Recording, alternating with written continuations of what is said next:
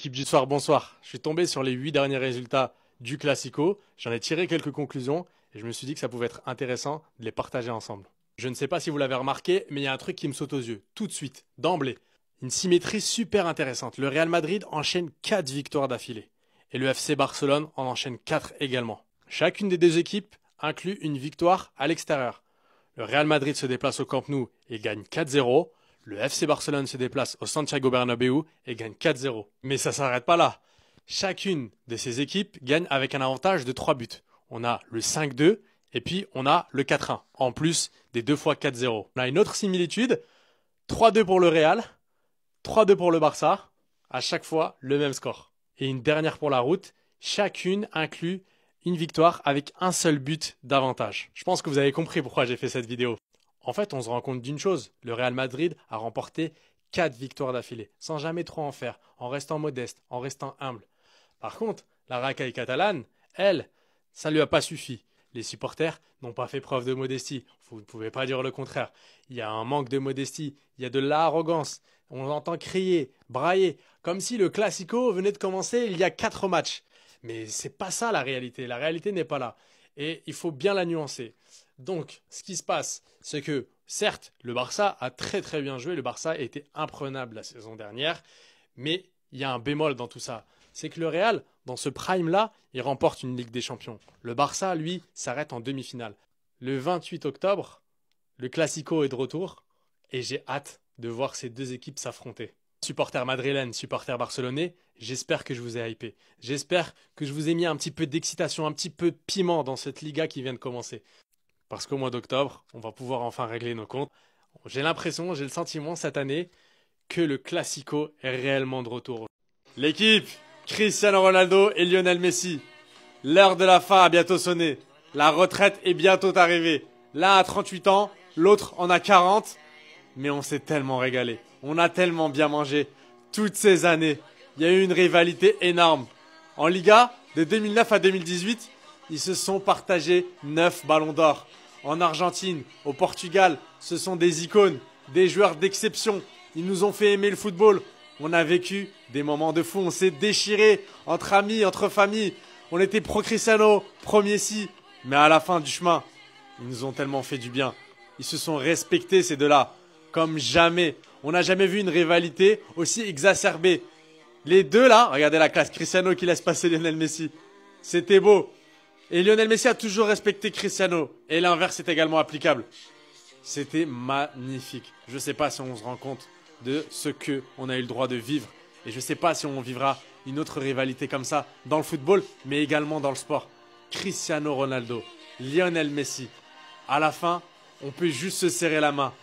On peut juste se dire, les gars, on a bien mangé, on a bien vécu, on a bien consommé le football.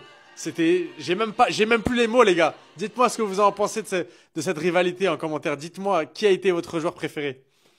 Mes amis madrilènes, mes amis barcelonais, ceux qui suivent le Classico depuis plus de 10 ans, vous trouvez pas qu'il a un peu changé?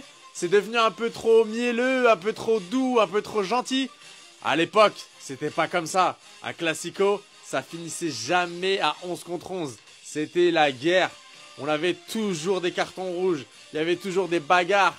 Il y avait du fighting spirit. Ça se donnait à fond. Les joueurs, ils étaient pas copains. Même quand ils allaient en sélection ensemble, c'était compliqué après les retrouvailles. Vous en pensez quoi? Est-ce que c'est moi qui suis nostalgique? Est-ce que c'est moi qui en fais trop sur le passé?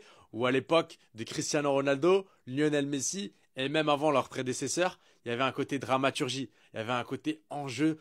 C'est soit notre vie, soit, ça y est, en fait, on joue tout, on pose tout sur la table. C'est coup de poker. Il y avait toujours des scénarios de fou et il y avait toujours des cartons rouges. Pepe, Sergio Ramos, Puyol, Piqué. À l'époque, Puyol, c'était lui le vieux sage. Piqué, Ramos, c'était tout le temps la guerre.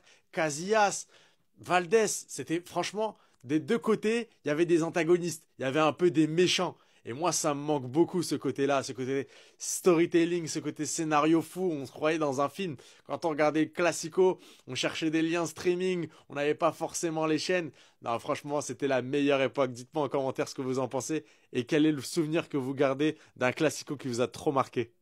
L'équipe, maintenant que vous me connaissez, vous savez à quel point j'aime les débats. Et aujourd'hui, on va essayer de répondre à celui lancé par Instant Foot qui demande entre les moins de 25 et les plus de 25 ans qui gagne. C'est parti, on essaie d'y répondre. On va commencer par l'équipe des moins de 25 ans, honneur aux jeunes. On commence avec Chevalier. Alors déjà, je suis pas d'accord. Johan Garcia, il a quel âge? Il a 24 ans. Donc normalement, il doit être au poste de gardien. En ce moment, Chevalier, c'est pas trop ça et il est même pas titulaire en équipe de France. Pacho Saliba, la charnière, elle est monstrueuse. Nuno Mendes et Timber, je suis OK là-dessus. Vitinha, Pedri. Alors là, c'est incroyable. On a un milieu. Je suis choqué. Moi, pour moi, ce milieu-là, il est là pour choquer. Vinicius, Yamal, Haaland, ça voit du tonnerre. Il y a intérêt que l'équipe des plus de 25 ans, elle soit très très solide parce que pour l'instant, ils ont l'avantage. Alors, on commence très fort avec Thibaut Courtois et une charnière centrale, Gabriel Van Dijk. C'est du très très sale. Hakimi sur le côté droit, Cucurella à gauche, Simic, Valverde, Dembélé. Là, ça commence à me poser problème. Là, ça commence à devenir fragile par rapport aux moins de 25 ans. Mbappé, Salah, Kane. Alors, Mbappé, très très fort, rien à dire. Salah, en ce moment, ça va pas. Et Kane en forme olympique. Les gars, je vais vous donner mon avis. Selon moi, c'est l'équipe des moins de 25 qui gagne. Quand tu as un Lamine Yamal, quand tu as un Vinicius, un Haaland, et que surtout, tu as un milieu de ce calibre-là, avec des Vitinha, Pedri et Bellingham, c'est impossible de perdre. Tu vas avoir la possession de balle, tu vas récupérer les ballons, et tu vas pouvoir envoyer des caviars à tes Lamine et Haaland qui vont absolument tout faire à la défense adverse. Ils vont leur faire du sale, on le sait très bien. La défense, elle est suffisamment solide pour pouvoir résister à ce trio d'attaque. Donc voilà, moi je pense que c'est les moins de 25 qui gagnent. Et les gars, n'hésitez pas à vous abonner, à liker et commenter et partager à vos amis. Les gars, est-ce que vous vous souvenez à quel point les supporters du FC Barcelone ont manqué de respect à Ousmane Dembélé? Mais vous savez, dans cette vie, tout se paye un jour. Et ça, là, ce qu'ils lui ont fait, ils lui ont manqué de respect. Ils ont voulu salir un peu son nom, parce qu'il est parti d'une manière qui leur a déplu. Mais c'est pas comme ça. Il est revenu plus fort. Dembélé, Champions League, Ballon d'Or. Il a tout raflé cette saison. Meilleur joueur de la Champions League. Personne n'aurait jamais misé un peso sur sa poire. Et regardez, au final, il les a tous fait taire. Maintenant, tout le monde est là. Oui, Ousmane, on l'aime beaucoup et tout. Non, non, c'est trop tard. Fallait monter dans le train bien avant. Vous savez, la meilleure réponse, c'est toujours sur le terrain. Que ce soit au boulot, en dehors, n'importe où, dans votre vie professionnelle, on brûle votre maillot, on vous manque de respect, donnez 100 fois plus et prouvez que c'est vous le meilleur. Faites taire les haters. Ousmane Dembélé, il l'a bien compris. Il a eu les blessures à répétition, il a eu les problèmes extrasportifs et au final, il a réussi à faire taire tout le monde. Plus personne ne peut parler. Il a mis d'accord le football mondial et pour un an, c'est lui le king of the football, tout simplement. Je l'ai fait en anglais, je me fais un kiff. Les gars, si vous aimez Ousmane Dembélé et que vous validez son ballon d'or, likez, commentez et surtout abonnez-vous. L'équipe fut tombée sur une page de football qui a dressé un comparatif entre Cristiano Ronaldo et Lionel Messi. 5 Ligues des Champions pour le Portugais, 4 pour l'Argentin, ça fait 1-0 pour Cristiano. Le meilleur buteur de la Champions League, 140 buts en Champions, est-ce que vous vous rendez compte? 128 pour Lionel Messi, 2-0 pour Cricri. Et c'est pas seulement le meilleur buteur, c'est aussi le meilleur passeur. En plus d'être décisif devant le but, il est généreux. Donc 3-0 pour Cristiano. Meilleur buteur all-time et ce n'est même pas à jour devant Lionel Messi. 4-0. Une fois de plus, ça n'est toujours pas à jour. Il me semble qu'il est à 141 ou 142 buts en sélection nationale. Lionel Messi doit être un peu plus de 113, mais toujours 5-0 pour Cristiano Ronaldo. Ça se transforme en Manita, les gars. Alors celle-ci, j'étais même pas au courant. 66 triplés pour Cristiano, 58 pour Lionel Messi. 6-0, magnifique. Un trophée Puskás pour Cristiano, 0 pour Lionel Messi.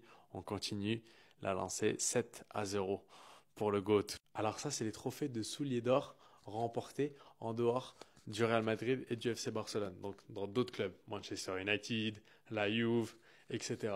Donc Lionel Messi, 0. Cristiano, 5. Ok, on continue, 8-0.